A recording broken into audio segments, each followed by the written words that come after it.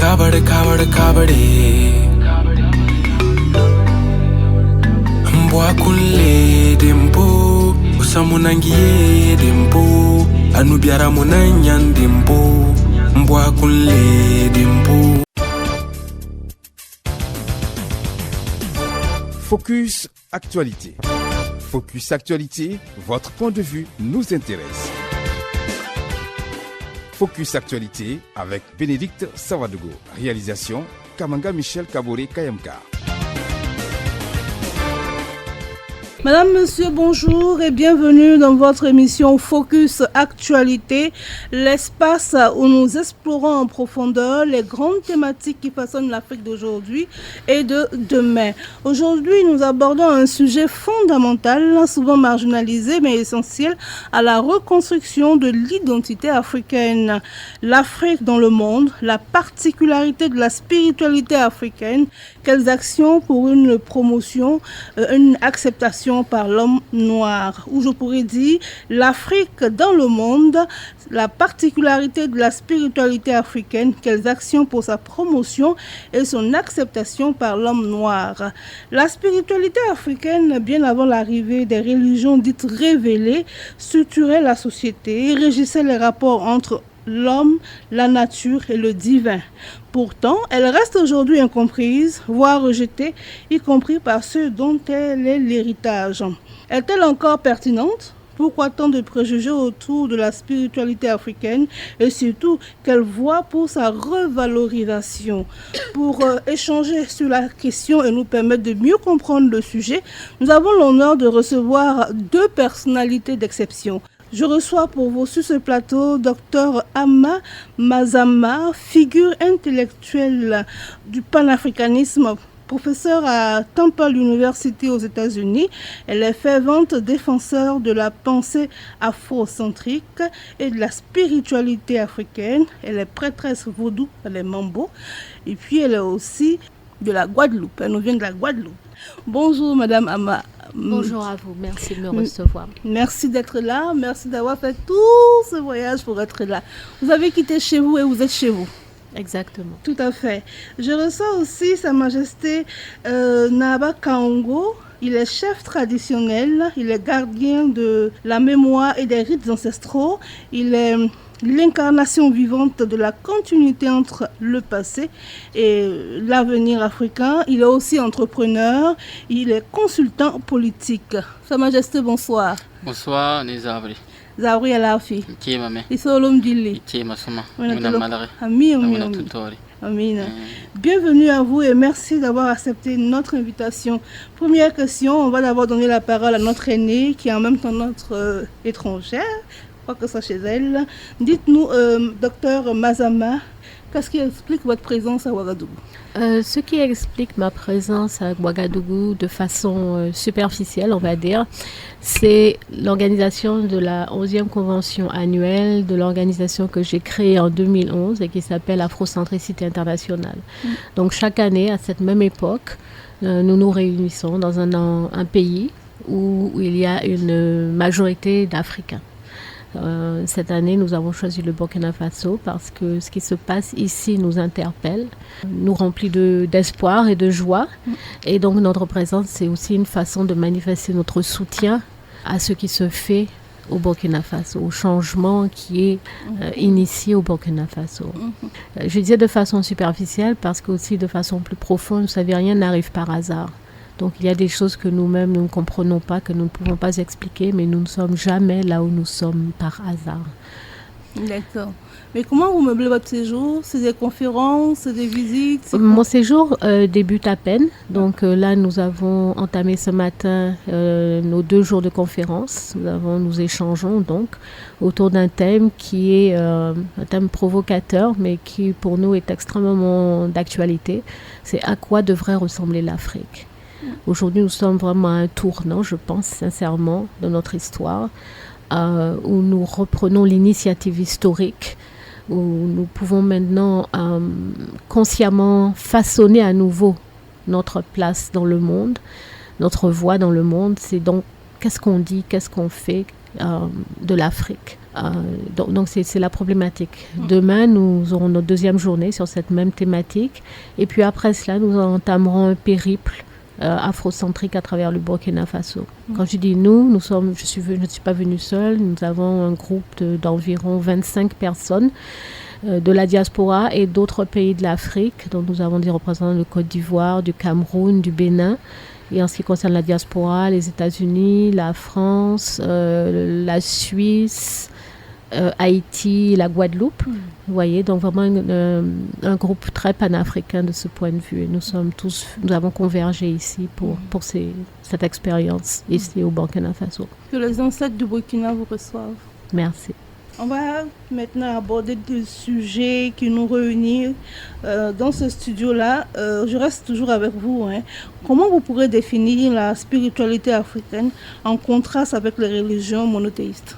C'est un gros sujet. Ah oui. Vous voyez, vous avez utilisé deux mots différents. Vous avez utilisé spiritualité, d'une part, qui est vraiment une façon de vivre. Et vous avez parlé de religion. Et une religion, c'est une institution, c'est un outil politique. Vous pouvez avoir une religion sans spiritualité. Voyez? Et on peut même se poser la question de savoir si ces religions importées, imposées, nous mènent vraiment à une spiritualité qui correspond à qui nous sommes vraiment en tant qu'Africains. Vous voyez, je pense qu'en contraste, ça nous écarte de notre spiritualité. Il y a d'énormes différences. Une des plus saillantes, vraiment, c'est que ces religions dont vous parlez, on va les nommer, le christianisme et l'islam, sont des religions révélées, comme on dit. C'est-à-dire que vous, en tant que pratiquant, vous ne pouvez pas faire l'expérience du divin directement. Vous devez faire l'expérience de ce divin par procuration quelque part. Il y a un prophète. Il y a quelqu'un maintenant qui s'interpose entre vous et la divinité que vous vénérez. N'est-ce pas? Vous-même, vous ne pouvez pas accéder directement. Et c'est très problématique. Parce que c'est là qu'on voit l'aspect aussi de manipulation. Jésus, Mohamed sont quelque part élevés par rapport à vous. Alors que dans notre spiritualité, nous sommes divins. Nous n'avons pas besoin vraiment d'intermédiaires pour accéder à notre divinité. Nous pouvons faire cette expérience-là nous-mêmes. Et pour moi, c'est une très grosse différence. Où c'est, encore une fois, une expérience directe. Il n'y a pas quelqu'un qui va venir vous dire voilà ce que votre Dieu dit, voilà ce que votre Dieu ne veut pas. Si vous ne faites pas ça, vous allez aller en enfer. Si vous ne faites pas ci, ça va mal se terminer pour vous. Vous voyez, donc une espèce de terrorisme en fait.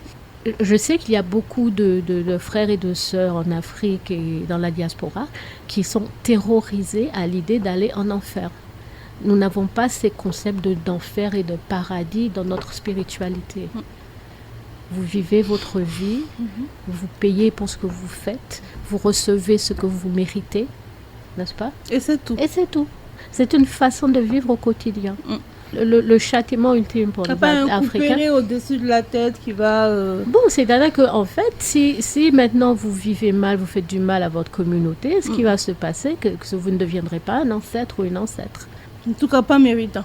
Non, l'ancêtre est forcément méritant. Ah oui? Sinon, vous n'êtes pas ancêtre. Comment ça? C'est redondant quand on dit ancêtre méritant. C'est redondant. C'est pas parce que vous êtes mort que vous devenez un ancêtre ou une ancêtre. C'est pas parce que vous vieillissez que vous êtes aussi un sage ou une sage. C'est votre comportement, votre moralité qui vont déterminer si vous devenez ancêtre ou pas. Vous voyez? L'âge seul ne fait pas de vous une personne respectable. C'est votre comportement. Donc il n'y a pas d'ancêtre méritant. Il y a des ancêtres et puis il y a les autres. Et les autres, c'est qui? Ce sont ces âmes maintenant qui se sont dépravées et qui vont périr, qui vont connaître la pire des morts, qui est la mort sociale. Merci pour cet éclairage, c'est assez lumineux. Sa Majesté Naba Kaongo, vous avez un ajout par rapport à la notion de spiritualité africaine et religion monothéiste? Merci pour l'honneur que vous me faites. C'est un honneur. Avant de venir à cette interview, je me demandais bien comment est-ce que j'allais faire parce que émotionnellement, Ama Mazama aussi a contribué à façonner ma personne aujourd'hui. Voilà pourquoi quand vous avez dit contradiction, je me demandais bien comment est-ce que je pourrais contredire une des personnes qui a contribué à me former, même si c'est la première fois qu'on se rencontre. Merci pour tout ce que vous avez apporté à l'Afrique. Sachez que tout ce que vous nous avez appris, c'est pas tombé dans l'eau. Nous sommes le produit de ce que vous avez façonné. Moi, je vais compléter en réalité ce qu'elle a dit. Moi, je vois ça sous l'œil culturel. La culture donne naissance à la spiritualité. La spiritualité d'un peuple. La culture, c'est la pensée dans laquelle un peuple se fige. Sa manière de voir les choses, sa vision du monde, ce qu'on appelle un paradigme. Donc, c'est ça qui va donner naissance à la politique, donner naissance à l'économie, donner naissance au social et bien entendu la spiritualité. C'est très important. Donc, ce n'est pas une notion où on vient comparer. Ce n'est pas une comparaison. Chacun a sa spécificité, donc sa manière de voir les choses. Vous allez remarquer que la spiritualité ou bien religion, même si les deux ne sont pas pareils, d'un peuple ressemble bizarrement à sa culture. Vous allez voir que chez nous les Africains, on va donner une importance cruciale, en tout cas je l'aime aussi, une importance cruciale par rapport à la nature. On va dire par exemple, en réalité, c'est un principe qui montre que chez nous, quand on parle de culture, on parle fondamentalement de science.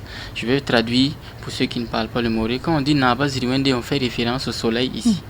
C'est pour ça que les Mossi disent que Naba Hankabe ne va lui. Une manière de dire que le Naba est représenté par le soleil ici. Ici, c'est deux éléments qui sont invoqués. Parce que quand on dit Ziriwende, on veut dire aussi l'insondable, l'intouchable, ce qu'on ne peut pas palper. Donc, cette divinité, le soleil est représenté par le feu. Et quand on parle du feu, on parle aussi de l'air. Donc, c'est la première divinité invoquée. On va te dire, Apama Para, parce que chez nous, Dieu a deux sexes. Et cette phrase, le témoin justement dit, Pama Para de Bonta Tenga. Donc, Tenga est représenté ici, si vous voulez, par la terre et l'eau. Donc vous voyez que les 4 éléments fondamentaux qui jalonnent sont énumérés.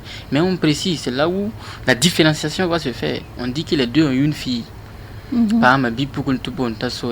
La fille ici s'appelle Sori, c'est ce que les Égyptiens anciens appellent la mat. Donc vous voyez que quand on parle de notre culture, fondamentalement, on est en science. Donc notre culture va façonner bien entendu notre spiritualité. Donc notre, si vous voulez, notre manière de vivre par rapport à l'invisible. Donc on ne peut pas comparer les religions entre guillemets révélées par des humains à ce que voilà, l'entité suprême elle-même avait mis en place. Voilà pourquoi vous allez voir que l'Africain, quand il touche, avant même de la couper, il va parler. Pourquoi? Parce que c'est un gars, donc une parcelle de Dieu. Chez nous, on ne peut pas parler de monothéisme en réalité, ou bien de polythéisme. Monopolyforme. On croit à un divin suprême, maintenant qu'il y a plusieurs formes. C'est pour ça qu'on l'a mis en échelon, on divise. Alors que dans les religions, tout commence par l'homme. C'est un principe qu'on estime pas normal, pas cohérent. Chez nous, tout commence par la femme. Voilà pourquoi on dit que Dieu a eu d'abord une fille. Ça montre que d'abord c'est un principe scientifique, puisqu'un homme ne peut pas donner naissance à une femme. Mais une femme peut, et c'est encore moral, parce que ça permet bien entendu de respecter la femme et de la mettre à sa place. Donc c'est ce que je peux dire d'un premier temps. C'est tellement beau ce que vous nous racontez là. Je suis captivée comme ça. Merci beaucoup. Je reste toujours avec vous. Mais au-delà de ce que vous dites, en tant que dépositaire de la tradition, est-ce que vous pouvez partager un peu avec nous comment la spiritualité se vit dans la communauté? La spiritualité, comment est-ce qu'elle se vit? D'abord, c'est comprendre d'abord l'équation que j'ai énoncée. Parce que, par exemple, vous allez voir des gens qui vont voir notre spiritualité avec une interprétation qui est externe à la culture. C'est pour ça, moi, on ne peut pas séparer la culture de la spiritualité, c'est impossible. On ne peut pas enlever ça. Donc, quand tu es dans la culture africaine, donc dans la pensée fondamentale africaine, cela va se répertorier à travers cette spiritualité-là. Et dans cette hiérarchie-là, on va mettre ça chez les Moussi, on va mettre ça en hiérarchie, où on dit que tout commence par Naba Ziriwende, donc le souverain suprême. Les Moussi disent que je traduis. C'est Naba Ziriwende qui a donné l'opportunité à 2 êtres d'avoir un enfant. Je vous explique ici le secret qui se cache derrière cette équation. Sans 2 personnes, on ne peut pas avoir un enfant. Donc l'enfant ne peut pas sauter et puis aller causer directement avec Dieu. Pour nous, c'est du non-sens. C'est pour ça qu'on dit quelqu'un n'arrive pas dans une maison par le mur, il faut qu'il passe par la porte. Comprenez par là qu'il y a une loi qu'on doit suivre pour toucher le divin suprême. Donc on va mettre ça sous forme de hiérarchie, où on va dire qu'on commence fondamentalement par Naba Ziriwende. Deuxièmement, on va parler des génies tutélaires, ce qu'on appelle le Tenkuguri, pour ceux qui sont, voilà, qui maîtrisent le moré, génie tutélaire ou bien totem. Et troisièmement, on va parler maintenant de l'ancêtre. Et on va venir en 4e position avec le Naba. Voilà pourquoi on dit que c'est le représentant anti-guillemets, parce que Dieu, je ne veux pas dire que le Dieu sous la forme africaine est très différent. Parce que là, ça fait référence à un principe anthropologique occidental. C'est pour ça que les Arabes disent qu'ils croient en Allah. Nous, moi, foncièrement, je préfère dire Naba Zidimwende. Pourquoi on ne se force pas? Donc, il y a une hiérarchie, bien entendu, qui permet à ce Naba de vivre dans un paradigme. Donc, de permettre à tous les éléments. Donc, tout est sacré chez nous. Voilà pourquoi, quand vous prenez l'Empire du Mali, il n'y avait pas de prison. Parce que l'homme est sacré. Donc, celui qui respecte Dieu ne peut pas détruire sa créature. C'est un non-sens. Celui qui respecte Dieu fondamentalement ne peut pas avoir une manière de vivre sur laquelle il met le désordre comme principe vivant. Donc c'est ça, vivre sa spiritualité, une relation entre l'invisible et le visible. D'accord, une bonne relation entre l'invisible et le visible, hein. C'est ça la spiritualité, c'est bien noté. Mais est-ce que justement, Madame Mazama, est-ce qu'il est correct de parler de spiritualité africaine au singulier? Est-ce qu'on doit évoquer les spiritualités africaines? Non, je pense que spiritualité africaine au singulier, c'est tout à fait correct. C'est tout à fait correct. Tout à fait correct, parce que quand on étudie justement nos expériences, l'expression justement de notre spiritualité en Afrique, dans la diaspora, on s'y retrouve, on voit qu'il y a des similitudes profondes, parce que cette vision du monde dont le Naba parlait, elle est là, elle est partagée par nous. Cette notion justement qu'il faut avoir, qu'il faut que les vivants entretiennent une relation harmonieuse, par exemple avec leurs ancêtres. Ça, c'est fondamentalement africain et c'est universellement africain. Vous voyez, que vous soyez en Afrique de l'Est, de l'Ouest, du Sud, que vous soyez dans la diaspora, il y a toujours cette attention que l'on devrait porter en tant que vivant aux ancêtres et aux autres entités spirituelles. On commence par les ancêtres parce que ce sont eux qui sont les plus proches de nous. Donc, non, on peut parler de spiritualité africaine au singulier. Je pense que c'est correct. D'accord. Mais pour vous, quelles sont les caractéristiques fondamentales, je parle des valeurs, des principes qui distinguent notre spiritualité avec le système religieux importé?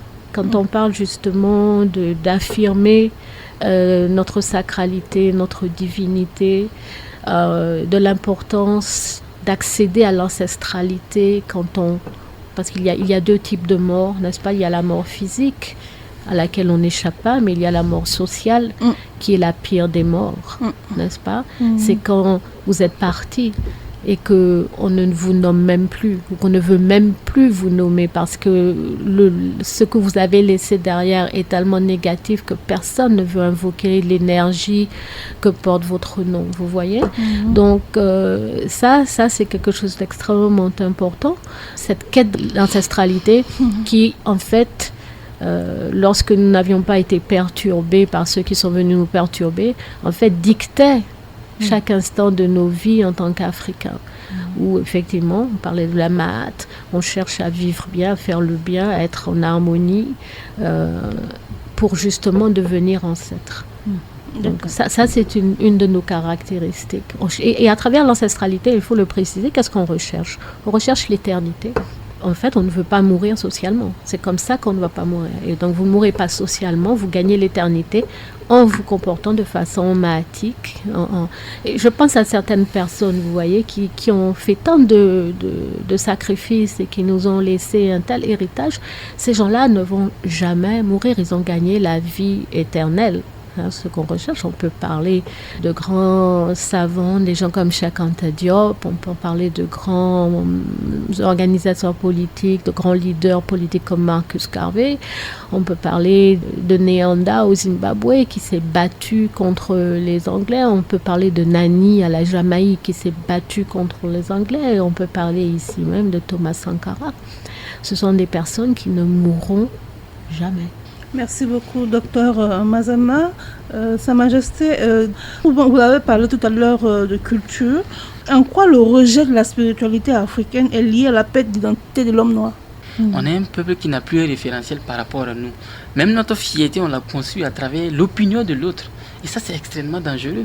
Le plus grand drame de l'Afrique, c'est juste cette destruction culturelle. Quand on parle de destruction culturelle, il faut comprendre la destruction de ce qui est plus cher à l'être, la psychologie. Parce que l'homme noir ne voit plus la perfection à travers lui. Il voit sa perfection à travers l'autre. Bien sûr, donc il va pratiquer la religion ou la spiritualité des autres peuples. C'est comme maintenant, vous voyez un chien qui est en train de miauler.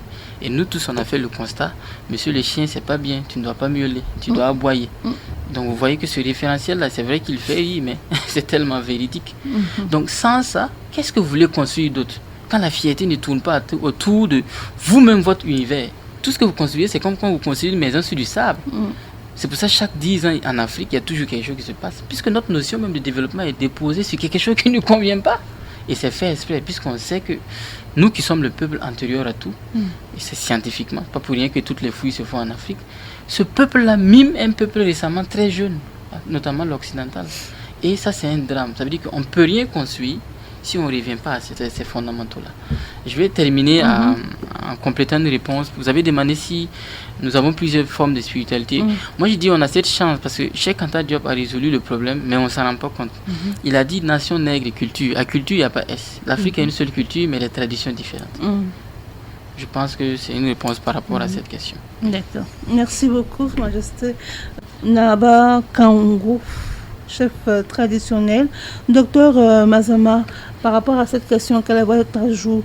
En quoi le rejet de la spiritualité africaine est une perte de l'identité noire? Écoutez, je pense que c'est vraiment notre problème fondamental. Vraiment. Certains disent que non, c'est l'exploitation économique, c'est le contrôle politique. Nous, notre analyse, c'est que le nœud de notre aliénation et de la domination qui s'exerce toujours sur nous, c'est d'abord spirituel.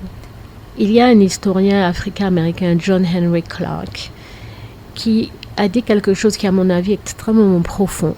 Il a dit que le pire crime du colonialisme, c'est la colonisation de l'image de Dieu. Colonisation de l'image de Dieu. Voilà. Le pire crime du colonialisme, c'est la colonisation de l'image de Dieu. Vous voyez ? Quand nous, maintenant, nous acceptons que cette divinité suprême n'est pas à notre image, mais est à l'image de nos oppresseurs, nous sommes vraiment, vraiment foutus. Et c'est exactement la situation dans laquelle nous nous sommes retrouvés, dont nous essayons de nous dépêtrer, vous voyez. C'est vraiment poignant même qu'on ait ce genre de discussion, comme le Naba le disait. Vous voyez qu'on soit à se poser ce genre de questions que les autres n'ont pas à se poser parce qu'ils n'ont pas vécu ce que nous avons vécu. On ne leur a pas imposé ce qu'on nous a imposé. Mais accepter que cette divinité suprême ne soit pas à notre image, ne vienne pas de nous, ne parle pas notre langue, est vraiment, vraiment un drame pour nous. Et c'est ça qui nous empêche vraiment de nous mettre debout pleinement. Parce que ça a des implications extraordinaires. D'abord, sur le plan théologique, si vous voulez, il y a l'idée que, bon, cette divinité suprême ne nous aura pas choisis, puisqu'on nous dit que c'est des enfants, un peuple élu, que nous ne faisons pas partie, vraiment, de ces enfants aimés parmi tous, nous sommes bons. Donc, déjà, il y a l'affirmation de notre infériorité. Nous ne sommes pas le peuple élu de ce Dieu chrétien, par exemple. Ensuite, il y a des implications politiques, à savoir que si cette divinité suprême, ce Dieu est blanc, etc., donc ces enfants, ceux qui lui ressemblent, méritent d'être respectés sur terre. Et il est normal qu'ils dominent. Et troisièmement, et c'est ce qui nous préoccupe le plus quelque part, ce sont les implications psychologiques qui sont absolument dévastatrices pour nous. Et c'est quoi le résultat? C'est un complexe d'infériorité terrible. Et c'est l'idée que nous ne pouvons faire l'expérience du sacré et du divin que par procuration. C'est-à-dire que nous devons passer par ces gens-là, nous devons aller sur leur lieu sacré, nous ruiner, dépenser une fortune, prendre l'avion pour aller à Rome, embrasser la main d'un, s'il veut bien, nous honorer de cela, n'est-ce pas, d'un vieux blanc au Vatican, ou bien alors on va aller à la Mecque, se faire asperger par des Arabes bien racistes, leur donner des économies de plusieurs années, tout ça pour trouver quoi? Soi-disant faire l'expérience du divin, comme si en Afrique, chez nous-mêmes, on ne peut pas avoir cette expérience-là. Et c'est ça le mal qui nous est fait. que nous devons aller vers eux et c'est par eux seulement. Vous vous rendez compte?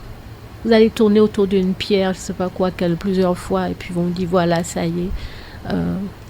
Bien, vous allez aller à Rome, Jérusalem, je ne sais pas où, et puis en pèlerinage, comme ils disent. Donc chez nous, où sont nos lieux sacrés? Pourtant, on en a. Oui, mais on en a, mais est-ce qu'on considère qu'ils sont aussi sacrés pour nous que les lieux sacrés des autres pour eux? Pourquoi est-ce que nous reconnaissons leurs lieux sacrés comme nos lieux sacrés? En quoi ça nous concerne? Ouais, je ne comprends pas, c'est une aberration, mais c'est à cause de cette colonisation de l'image de Dieu dont je parlais tout à l'heure.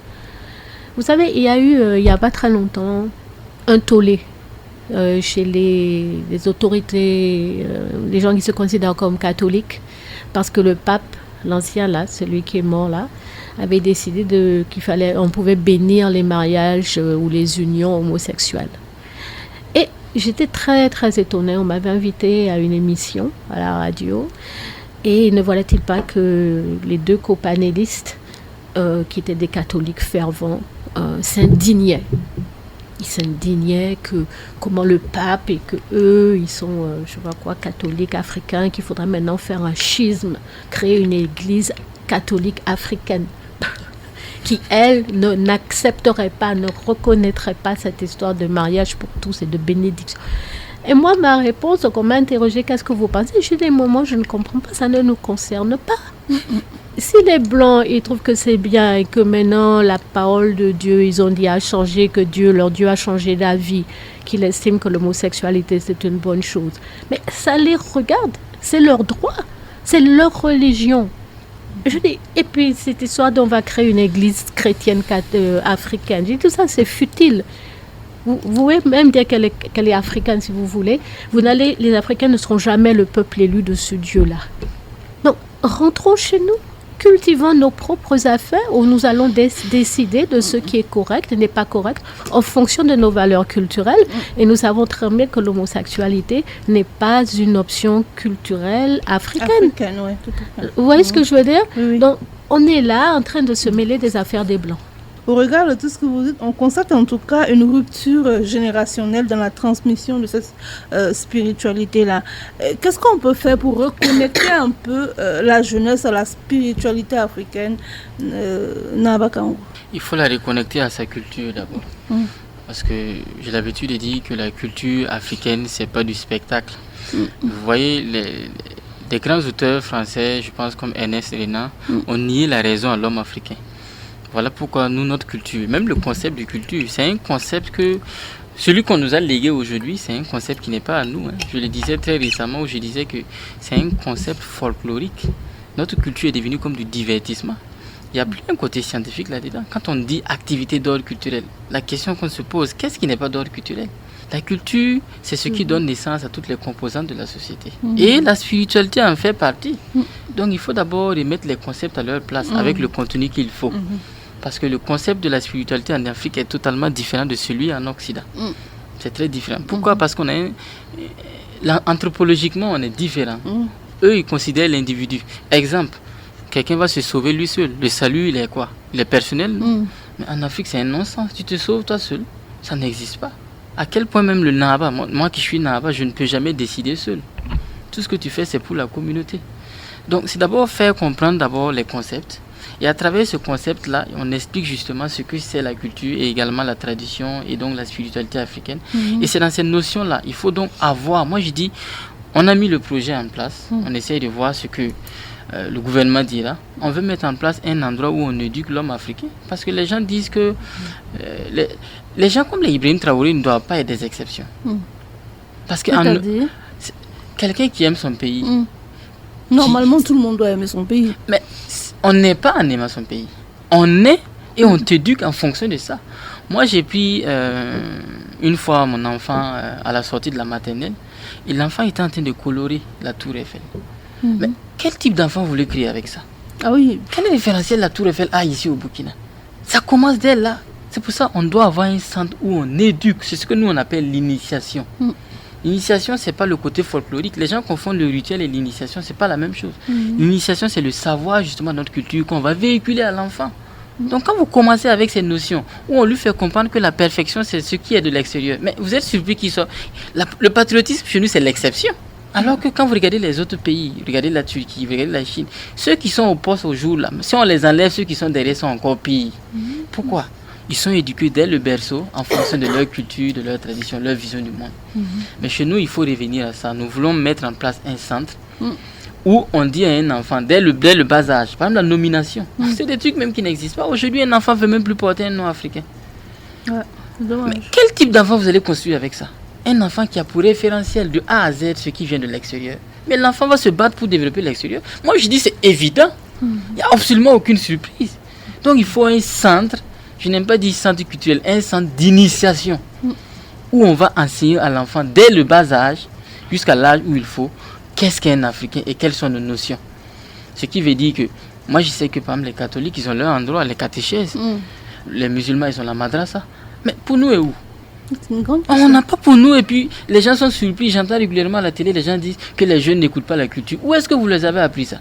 Aujourd'hui, c'est exceptionnel de pouvoir parler de sa culture.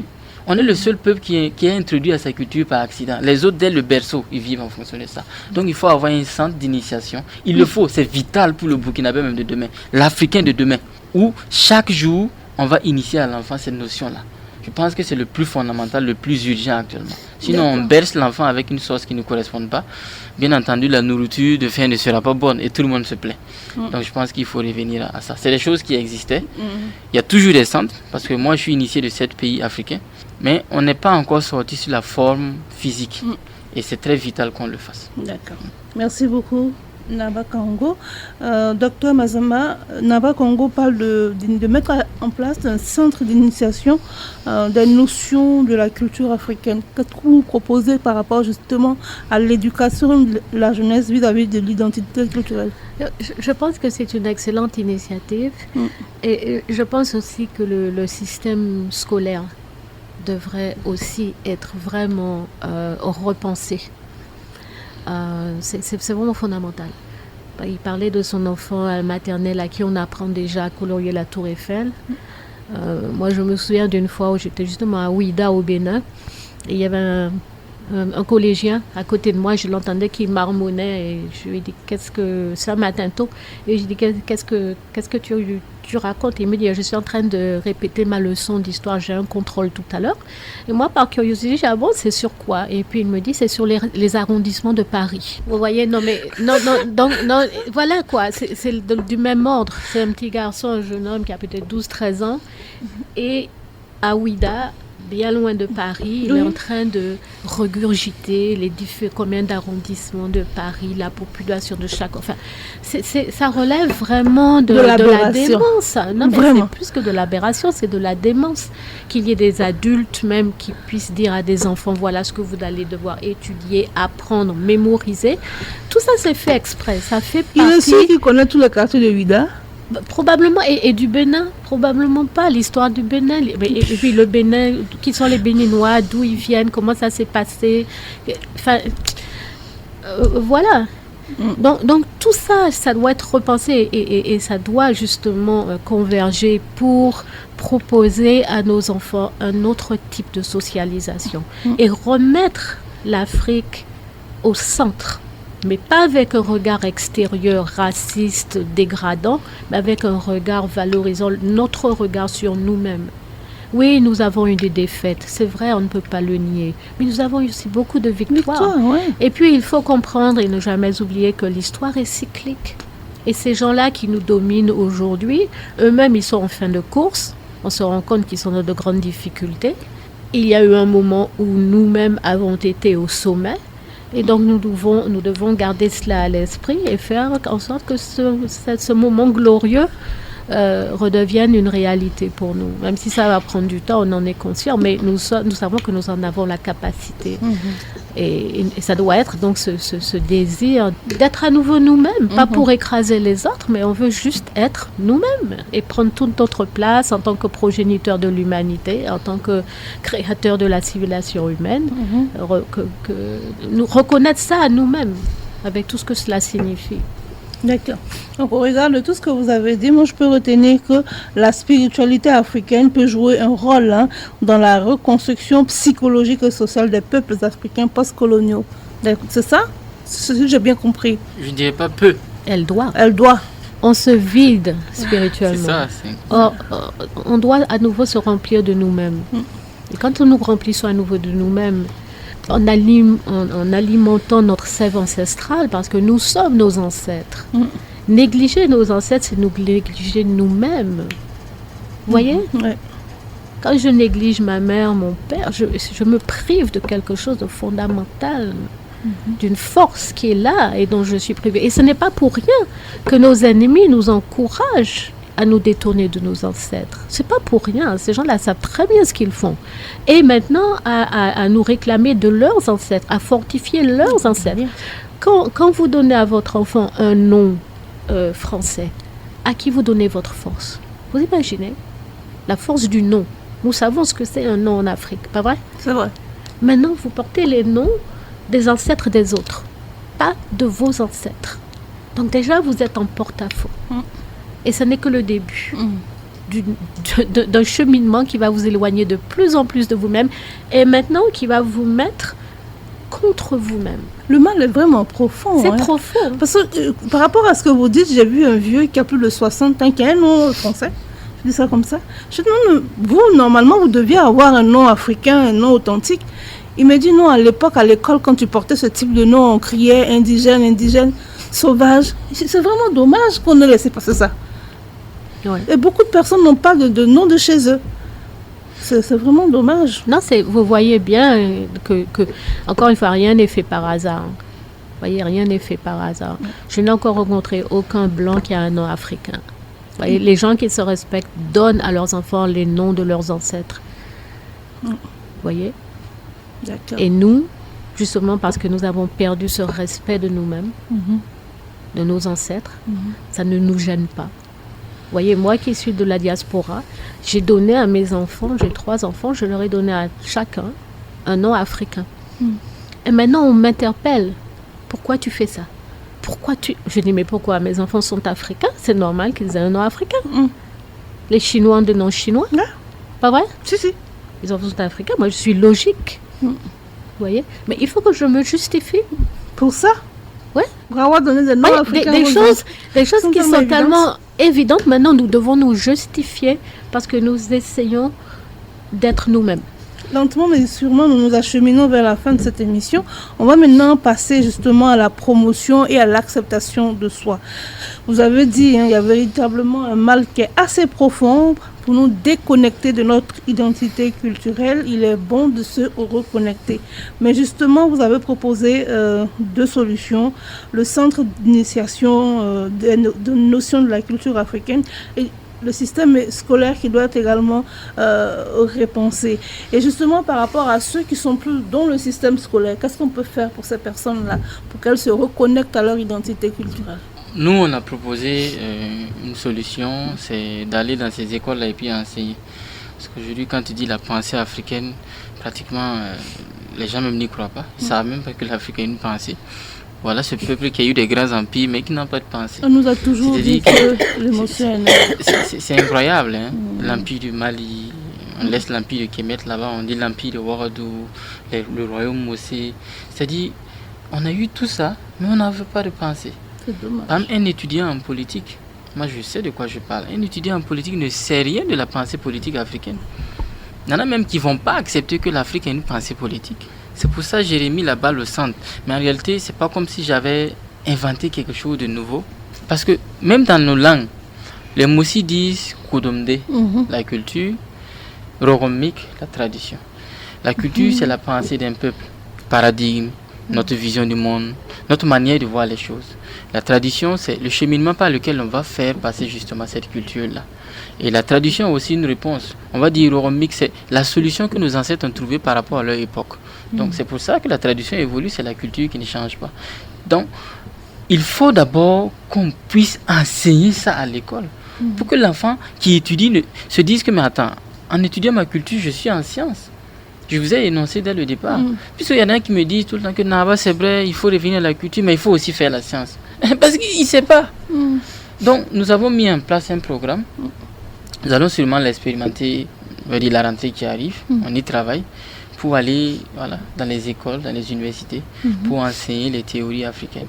Parce que pour moi, fondamentalement, un intellectuel, c'est quelqu'un qui peut prendre sa culture et en faire un objet de science. Si tu ne fais pas ça, tu es un répétiteur éloquent. C'est très différent. En tout cas, les portes de Radio Burkina Faso sont ouvertes. Quand vous avez envie d'aborder certains sujets sur la culture, nous, en tout cas, on peut vous recevoir pour en parler. C'est important. Pas de souci. Voilà. Et madame, vous nous avez parlé aussi des systèmes scolaires qui sont à repenser. Mais je voudrais savoir, au-delà, après les systèmes scolaires qui sont à repenser, est-ce qu'il y a un autre modèle qu'on peut repenser aussi pour les personnes qui ne vont plus à l'école, qui sont là, mais qui ont vraiment envie de comprendre quelque chose? Vous savez, il n'y a pas d'âge pour apprendre. On n'est jamais trop vieux ou trop vieille pour apprendre. Donc, je pense qu'il est très important, effectivement, d'avoir des centres, des centres éducatifs et aller vers les gens, en fait, comme le NABA va le faire. Ne pas attendre qu'ils viennent à nous parce qu'ils risquent de ne jamais venir, soit parce qu'ils ne croient pas à ce qu'on raconte, soit peut-être parce qu'ils sont intimidés. Donc, aller vers eux. Je pense aussi qu'il est très important de... Je vais parler de mon organisation. On a un projet en Côte d'Ivoire où nous sommes en train de construire ce que nous appelons un centre pour le mieux-être africain. Alors ce centre a 3 composantes. La composante spirituelle, qu'on appelait un sanctuaire ou un temple ancestral où nous allons venir maintenant pour valider notre propre sacralité, notre propre divinité. Une composante éducative pour les enfants et les adultes et une composante médecine parce que nous avons une conception de la santé, nous avons des connaissances en matière de santé, n'est-ce pas, qui doivent être, encore une fois, validées. Et c'est ce que nous devons valider notre culture nous-mêmes. Parce que cette validation, elle nous a été niée par l'Occident. Donc c'est à nous, en tant qu'Africains, de valider qui nous sommes, de valider notre culture, de valider notre spiritualité. Et donc nous sommes embarqués dans la construction de ce complexe, si vous voulez, qui est dans une communauté, dans un village, pour créer notre dynamique. Et l'idée pour nous, c'est de répliquer ce genre de complexe partout où nous sommes, parce que nous en avons besoin partout. D'accord. Merci beaucoup et beaucoup de courage pour ce centre-là. Vivement qu'on ait un modèle de ce centre à Ouagadougou, Burkina Faso aussi. Ça pourrait nous aider aussi, pourquoi pas. Naba Kaongo, est-ce qu'il existe un lien possible entre spiritualité africaine et modernité, ou bien c'est antagoniste? Vous savez, quand les concepts sont déjà flous, le reste va être flou. C'est vrai. On n'oppose pas tradition et modernité chez nous. La tradition évolue, c'est la culture qui ne change pas. Donc vous comprenez par là que la modernité devient la forme nouvelle de la tradition, tout simplement. Donc on ne peut pas opposer les deux. La tradition, elle évolue.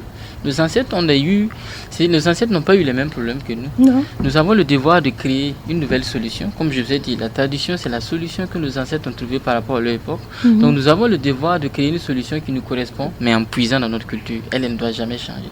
C'est parce qu'on a quitté ce bord-là qu'on est devenu autre chose. Donc on n'oppose pas. Madame Ama Mazama, est-ce que justement la reconnaissance institutionnelle de la spiritualité africaine par les États africains notamment est-elle nécessaire pour sa revalorisation? Je pense que ça peut effectivement nous aider énormément, vraiment. Je vois l'exemple d'Haïti où l'ancien président Aristide a reconnu le vaudou comme religion nationale. Et c'est vrai que ça a vraiment libéré quelque chose chez les Haïtiens qui sont à 95% vaudouisants, mais dont certains essaient de se cacher, toujours parce qu'on nous a inculqué la honte d'être nous-mêmes. Ce que le président Ibrahim Traoré a fait avec la création du 15 mai aussi, c'est extrêmement important.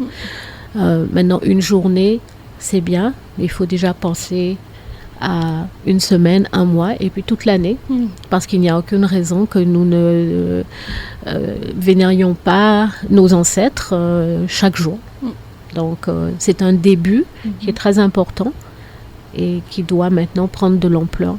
Vous êtes d'accord avec elle par rapport à ça? Oui, totalement. Sans ça, moi j'ai toujours été... On a été bercés, nous, à l'école, ici au Burkina, où on te disait journée culturelle. Moi, avec le temps, j'y réfléchis, mais on a vraiment un problème psychique. Si on prend une journée dans l'année pour faire la culture africaine, et les autres jours, là, c'est quelle culture qui est véhiculée? Moi, je me suis toujours posé cette question. C'est un non-sens. Et comme elle a dit, il faut que toute l'année, ça soit la culture africaine qui soit véhiculée.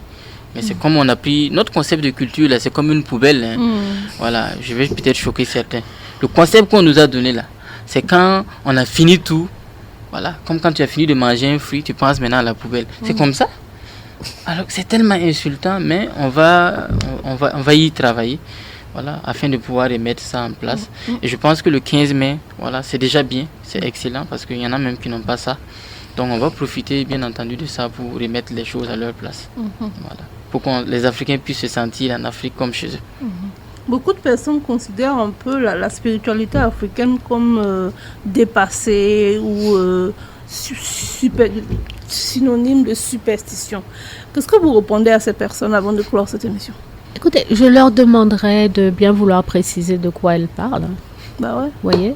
Et puis, je pense que je n'aurais aucune difficulté à leur démontrer que ce qu'elles viennent de dire, en fait, c'est simplement une répétition d'une régurgitation du discours colonial raciste qui fait de nous des individus incapables de penser logique, rationnelle, comprendre aussi que notre diabolisation a fait partie de cette stratégie occidentale pour nous dominer, nous convaincre de notre infériorité et de leur supériorité.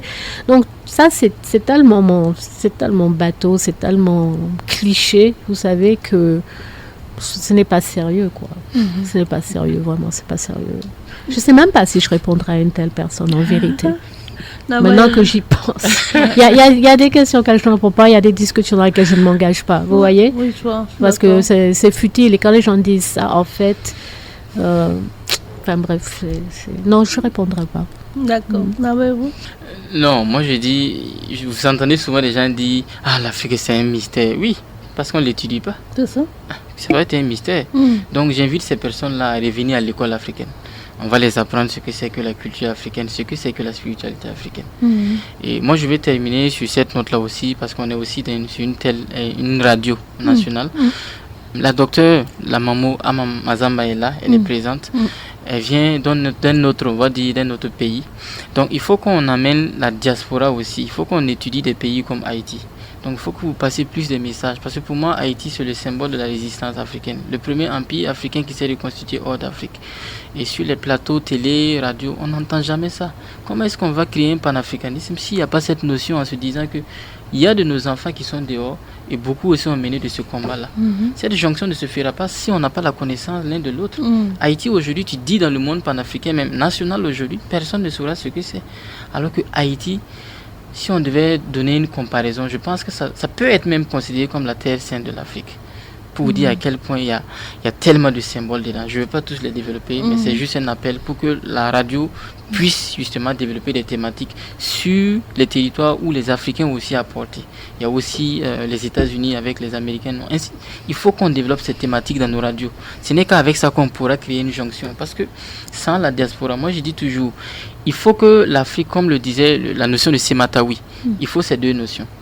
Celui qui comprend bien la culture africaine, donc ceux qui sont enracinés ici, et ceux qui sont allés à la découverte, même si c'est de manière accidentelle, les nouvelles notions. Si les deux ne se mettent pas main dans la main, on ne pourra pas reconstruire cette Afrique-là. Donc c'est comme un mouvement, on va appeler le Sematawi. Pour qu'il y ait lieu, il faut qu'on parle aussi de ça. En janvier, je n'ai rien entendu, alors que janvier, je pense que c'est la date de 1er janvier. 1er janvier. La date de célébration de l'indépendance d'Haïti. 1er janvier 1804, c'est la première république noire. L'histoire moderne, récente, si vous voulez. On n'a rien entendu de ça. Après 10 ans d'une guerre terrible, terrible, où les Africains se sont battus et ont gagné. Contre la plus grande armée du monde à l'époque. Vous vous rendez compte? L'armée française. Mais on ne dit pas ça. On ne veut même pas qu'on entende ça. Donc, je pense que Et je pense que c'est également de votre responsabilité que de nous enseigner tout ça. C'est pour ça que je vous dis que les antennes de la radio nationale vous sont véritablement ouvertes. Il faut parler. Vous savez, c'est très intéressant parce que dans les livres d'histoire écrits par les Français, qui sont probablement des livres que vous recevez ici aussi en tant qu'ancienne colonie, les Français, dans les manuels, ils ne parlent jamais de cette défaite historique. Non. C'était l'armée de Napoléon Bonaparte que des Africains, n'est-ce pas, en esclavage, ont réussi à vaincre. Ils n'en parlent pas. Ils ont honte de ça. Oh, ils ont honte. Donc, ils n'en parlent pas. Or, ça a eu des conséquences extraordinaires. Ça a signalé la fin de l'univers pantocratique, donc de l'esclavage dans les Amériques. Ça a fait que la France a perdu la Louisiane, qu'elle avait, une partie du Canada, parce qu'elle essayait, financièrement, elle était assez ruinée, vous voyez. Donc, elle essayait de se dépatouiller, de faire des échanges. Enfin, ça a eu des conséquences extraordinaires pour eux et pour nous. Vous voyez, malheureusement, on n'en parle pas. À la limite, on ne veut même pas en entendre parler. Non, mais nos intellectuels sont hors sol, c'est surtout pour ça. On peut ne pas être gentil avec les intellectuels comme ça. Quel est l'appel que vous avez à lancer à tous les Africains qui ont besoin de se reconnecter à l'identité spirituelle africaine?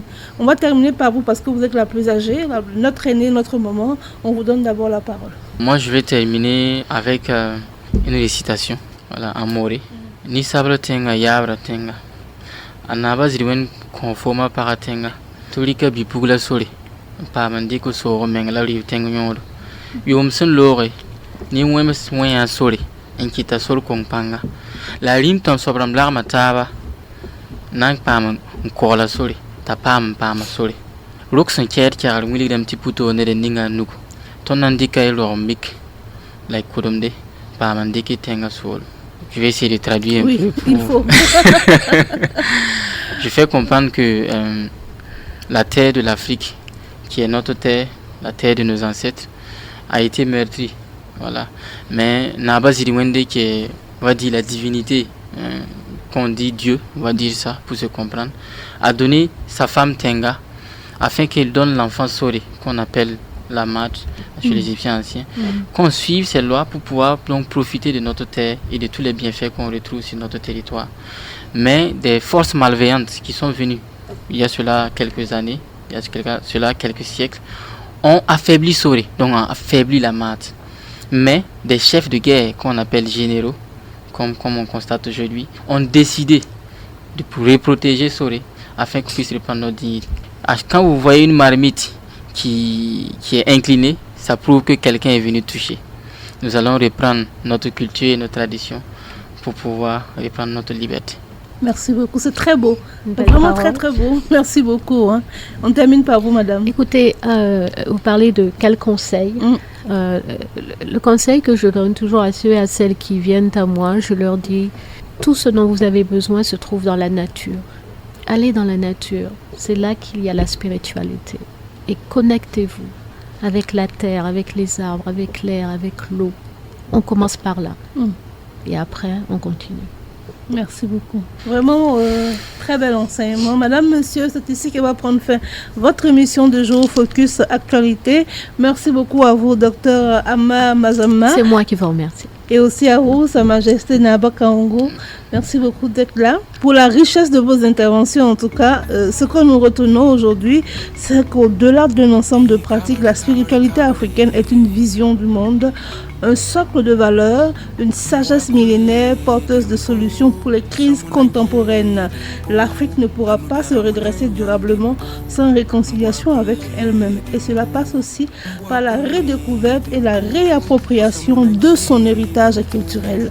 À la prise de son, vous aviez Gilbert Kendrebioro, à la réalisation KMK, Kamanga Michel Kaboré. Moi, je suis Wende Puire et Bénédicte Sawadogo. On se dit au revoir.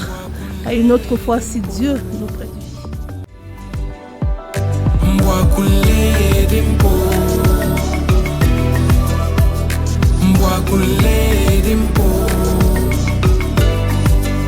L'achat du Mandela avait dit 40 ans c'est suffisant. Génération avait dit le changement c'est maintenant. Achadu Mandela avait dit 40 ans c'est suffisant. Génération avait dit le changement c'est maintenant.